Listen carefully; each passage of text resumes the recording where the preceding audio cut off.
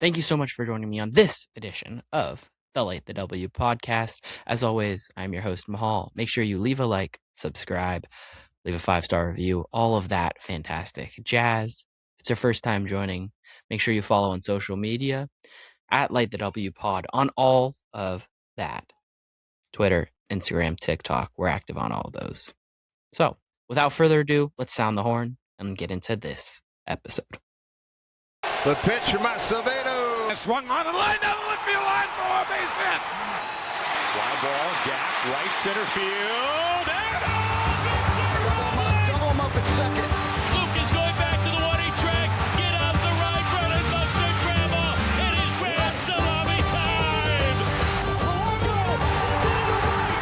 will send Seattle to the American League Championship Series for the first time in 24 years.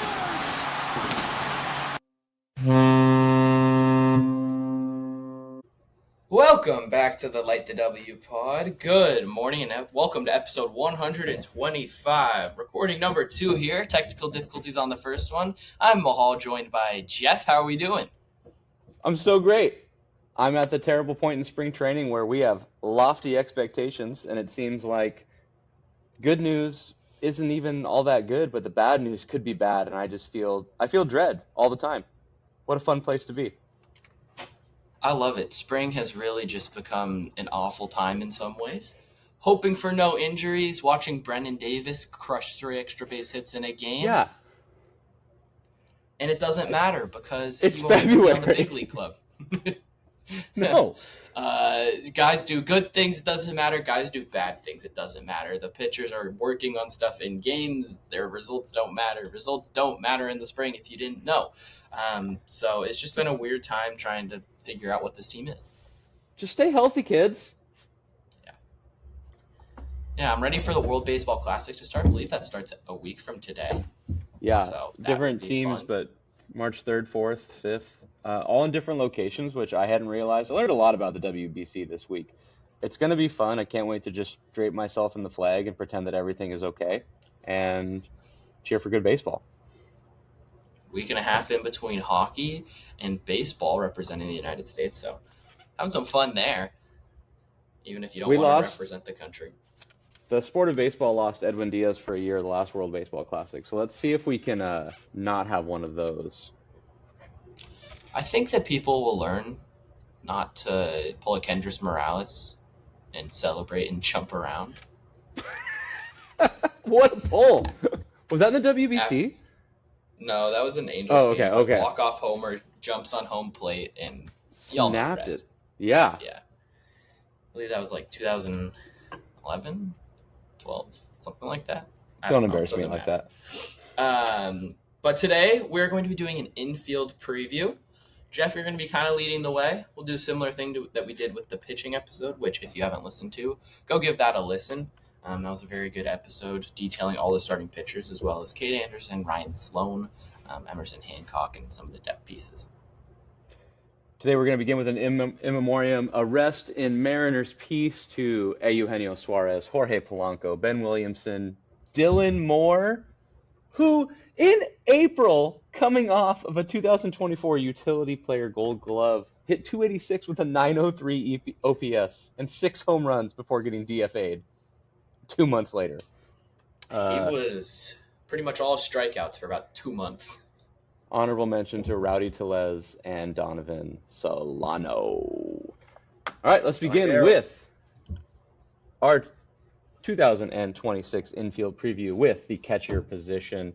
Not sure if you've heard of him there on the national stage, but Cal Raleigh had himself one heck of a year, hitting 247 with a 948 OPS, a 169 OPS plus, 69% better than everybody else. 60 home runs, 6-0, 125 RBI. Also in the playoffs, his splits were 304, 407, 1.081. My goodness. 5 postseason home runs, I'd say the highlight of 2025. He finished second in the MVP race. As time goes on, I was okay with it at the time. I'm becoming less and less okay with it. That's your most valuable player right there. First All-Star selection, first team, all-league, big dumper. Mahal, tell us about Cal. big season for the big dumper, 60 home runs. He's not going to be able to repeat that. Let's lower and temper our expectations as we head into 2026. Expect him to be a good, very good player because that's what he's been throughout his career. But he's not going to be a 60 home run MVP for hitting 60 home runs type of guy. Is there potentially going to be in the MVP race again? I think there is. If he goes and hits 35, 40 home runs, raises his average to 260, 270, and on base goes up a little bit, lowers the strikeouts. This is another potential MVP candidate with what his glove can do behind the plate. Platinum glove in 2024. This guy's really good. I don't have a lot on him just because there's not a lot to dig into. He's just a very good player. The biggest thing that led to the increase in home runs from 2024 to 2025 was the pull error rate went from 29.5% to 38.4%. So big increase there, nearly 10%, just about 9% increase for him, which is a really large increase. This is a guy that walks a lot, 13.8%. I'd expect him to even put those walks probably higher this year. We'll be getting pitched around more and more. The good things are that in the Mariners lineup, he's going to have a lot of protection around him. Brendan Donovan in front of him, Julio Rodriguez behind him. He's going to have potential for a lot of RBIs and to score a lot of runs if he's on base. The lone thing is that he does whiff and strike out pretty decent amount, 26.7% strikeout last year. So within the Mariners lineup, there are the big three guys really that strike out a lot with Randy, Cal, and Julio. But with the acquisition of Donovan, those three guys, other than Julio and Cal, will be separated with Randy getting pushed down the lineup a little bit. So not as big of an issue as there was last year because you won't just have three guys strike out in a row because that's like a quarter of what they do at the plate. But Cal Raleigh was really good against fastballs last year. I'd expect him to do the same thing again. And if he can repeat that, I don't see why he can't hit 35, 40 home runs. No shot. He is outside the top 10 in the American League MVP for me this year. My really specific prediction for Cal Raleigh was that he will be a Gold Glove nominee for the catcher position once again. He played 121 games of catcher last year, had 0 passed balls, and wasn't a top 3 catcher in the American League for some reason. I think he'll be back there. He won Platinum Glove in 24. Las Vegas is not the barometer for everything, but it is a good place to set the market. They have the over-under. I've seen 39.5 and 40.5 for home runs for Cal Raleigh. What do you say, Mahal? I'm going to take the over. I'm going to believe in the big dumper. Always feel like this guy can do his best. Realistically, don't think he's going to be over 40. But if I'm going to go with a take that I would love to see happen, I'll give him 40-plus home runs plus a Gold Glove. And I think it'll be a great season, top 3 MVP voting. I think I said in an early podcast I had him at 37 or 38. So technically I would be under. It's still a fantastic year. A year ago, if we had said that, imagine what we would have thought about our catcher. Incredible stuff. Moving over to first base, which is solidified for the first time in a decade, maybe more, for the Seattle Mariners. Josh Naylor will be spending the next 5 years here. He split 93 games with Arizona and 54 with Seattle a year ago. He had 295, had 816 OPS, 20 home runs, 92 RBI, an OPS plus of 128, and 30 stolen bases for the second slowest player in baseball. Highlight of 2025, 19 for 19 for stolen bases in Seattle. He hit a double off Tariq Skubal before stealing third base, allowing Garver to hit a sacrifice fly in ALDS Game 5 after he had a baby. I would say that was the highlight of his year. In the playoffs, he hit 340 and had a 967 OPS.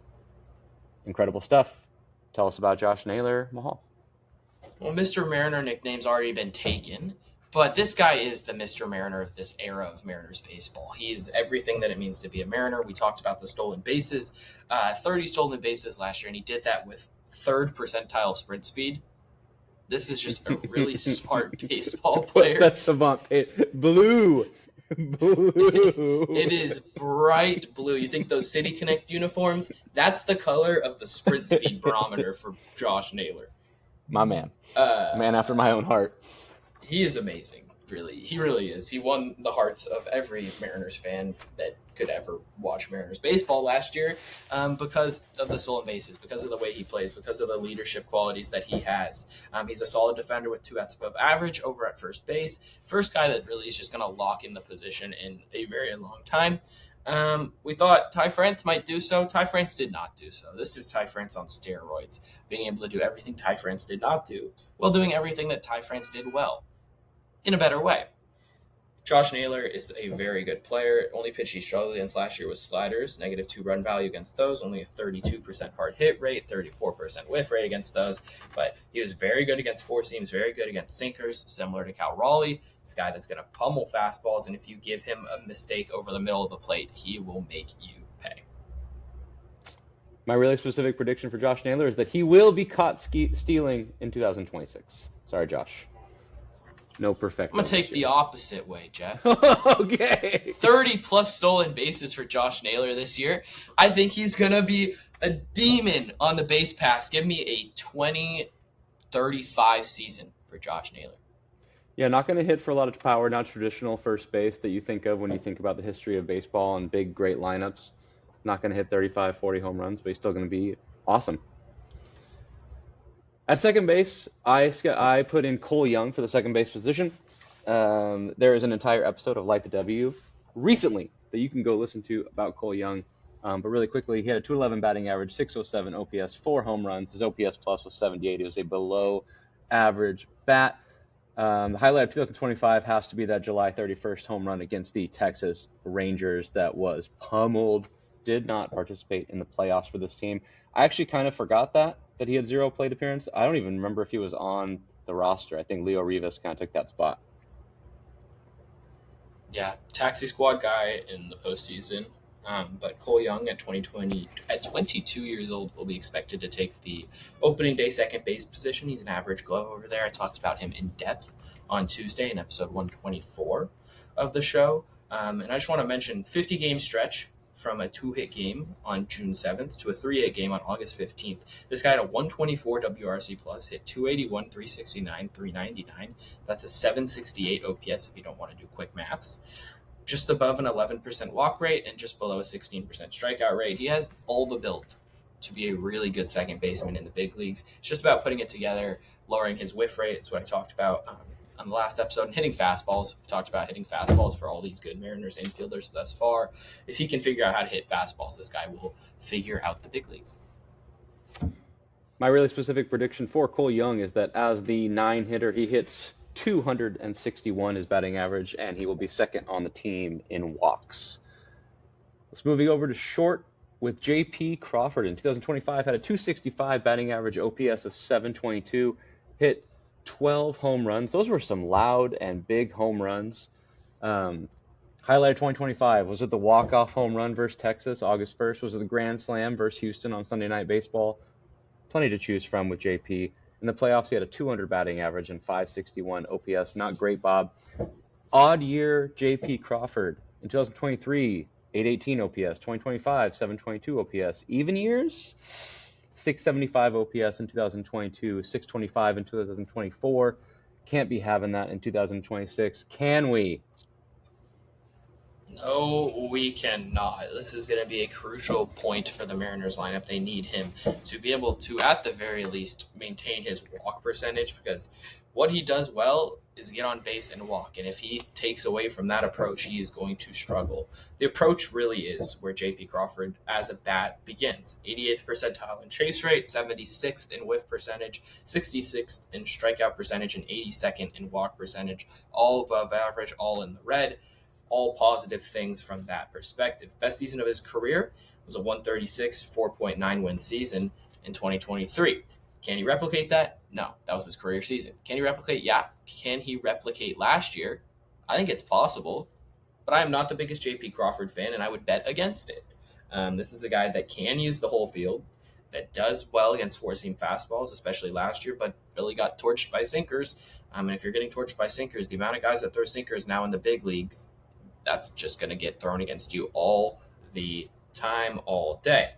This is a guy, bad barrel percentage, bad hard hit percentage, doesn't hit the ball hard. That's why he doesn't have a ton of power. He does have a little bit of pull power, but with his swing sort of orienting him to hit the ball the other way a little bit more, you're going to see that power dip and dip and dip and dip. Historically, he's had a really long swing, has gotten a little bit better, but still a really high uppercut swing. So it is built for power, but with how hard he hits the ball, he really doesn't have a lot of power in that bat. Biggest problem with J.P. Crawford is the glove.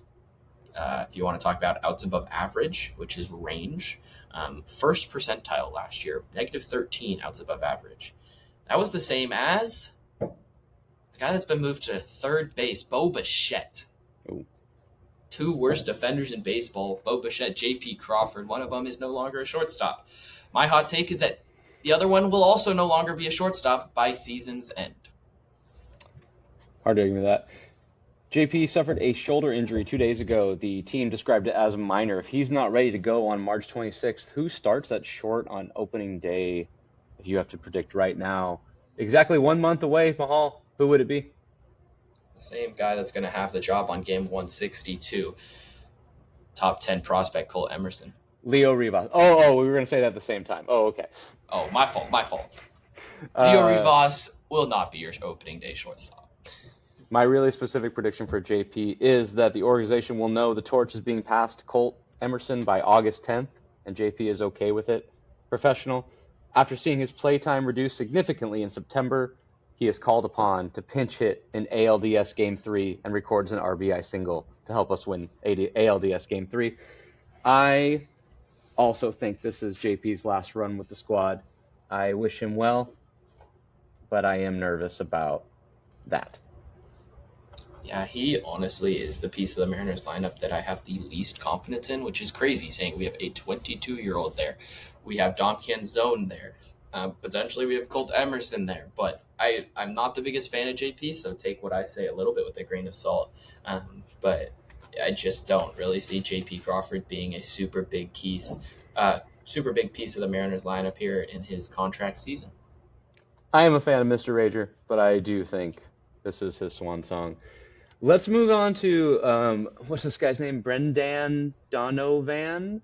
Don't dare disrespect Donnie. Super excited to see this guy. In 2025, he played for the St. Louis Cardinals, had a 287 batting average, 775 OPS. OPS plus of 119. Thought it'd be a little higher than that, but it is the Cardinals. 10 home runs, 50 RBI. His highlight of 2025 was being featured predominantly on the Light the W podcast. And in the playoffs, he did not participate because neither did his team.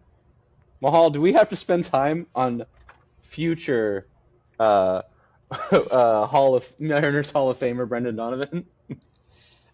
We just got to say that this guy is going to be the best player for the Mariners in 2026. Better than Cal Raleigh, bigger than Julio Rodriguez. Just kidding, he is definitely not, but he's going to be a solid player throughout his career. 127 WRC plus, a 118, a 115, and a 119 most recently. Expect a 115 to 120 WRC plus season from a guy that's going to hit close to 300 with an on-base close to 350, probably above. Not going to strike out a lot, going to walk a decent average amount. Might struggle against lefties, but we have Rob Refsnyder, so it doesn't matter. And it's just going to torch right-handed pitching, do well with runners in scoring position, going to be a leadoff hitter, going to set the table, do everything you want him to do, and will probably be better because he has lineup protection behind him. I can't wait to see what he does. Can't wait to see him playing every day. My really specific prediction for Brendan Donovan is that he will finish 9th in baseball in on-base percentage. I think this dude is going to be on base a ton. Is our offense going to be okay? Is our offense going to be good? Oof. I think our offense is going to be good, Jeff. Oof.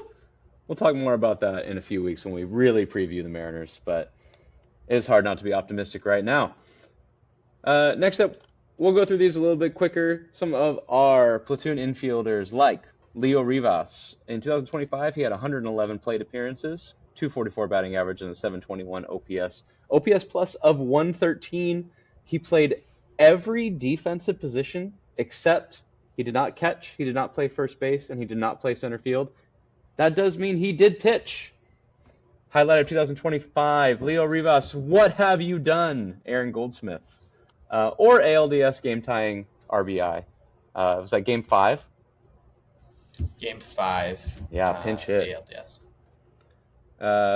My really specific prediction for Leo Rivas is that I think he's on the team for all 162. I think he takes Mastroboni's spot. And as far as like being on the squad, I think he's there. Okay, I like it. I don't know if I have the same level in confidence.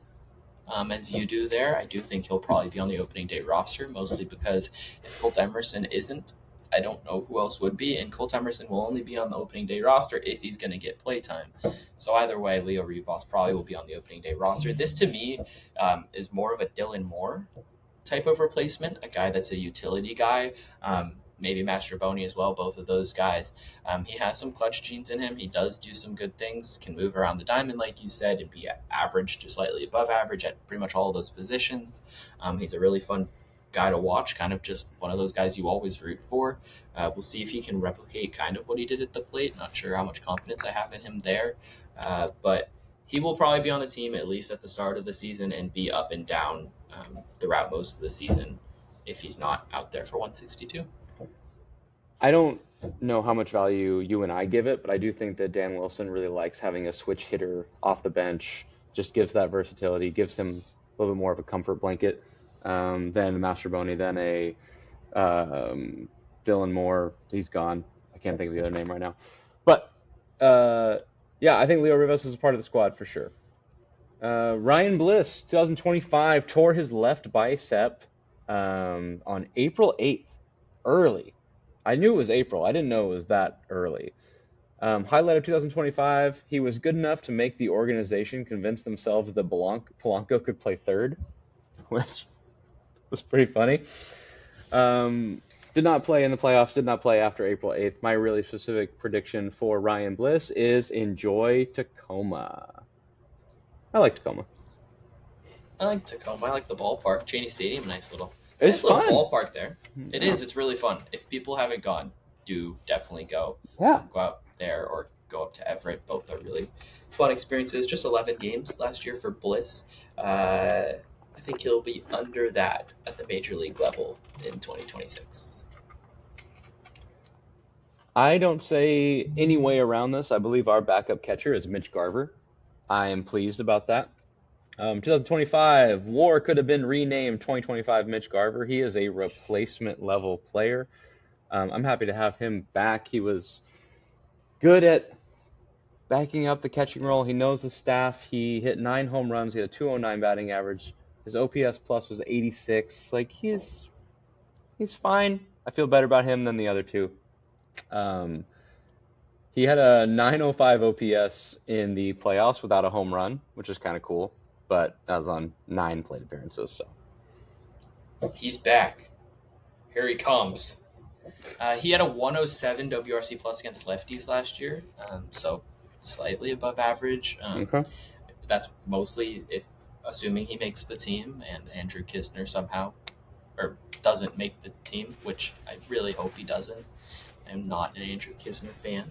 I would assume Garver's role would be the exact same as last year, which he's totally fine at doing, especially when he's not making $12 million. So expect him to be in there against lefties, get Cal off his feet once, maybe twice a week if the bat produces any more. But at 35 now years old, I wouldn't expect much from Mitch Garver, especially at the plate. And you can see that's how the entire league thought about him. He needed Cal Raleigh to tell him to call the Mariners himself in order to get any sort of contract. And it's a minor league deal, no guarantee that he is on the opening day roster. That said, he definitely should. He's their best option by far, I think. But what do I know? Jerry DiPoto, Justin Hollander know more than me about Andrew Kisner. What do we know? We're just two guys. My really specific prediction is that Garver hits 14 home runs this year. He just swings a little free. Like, at this point, no one was interested in you. You can take that negatively, or you can just go out and try and have fun playing baseball. Yeah, I do think that having less pressure on him will be advantageous. We've seen that when he was in Texas, smaller contracts produced really well. When he was in Minnesota, smaller contracts produced mostly really well. Gets to Seattle, fairly large contract, does not produce at all. So we'll see what he can do. I do think that it's difficult to really predict or expect him to produce anything at 35 years old. But I definitely do think that having no death threats will be helpful to him. Yeah.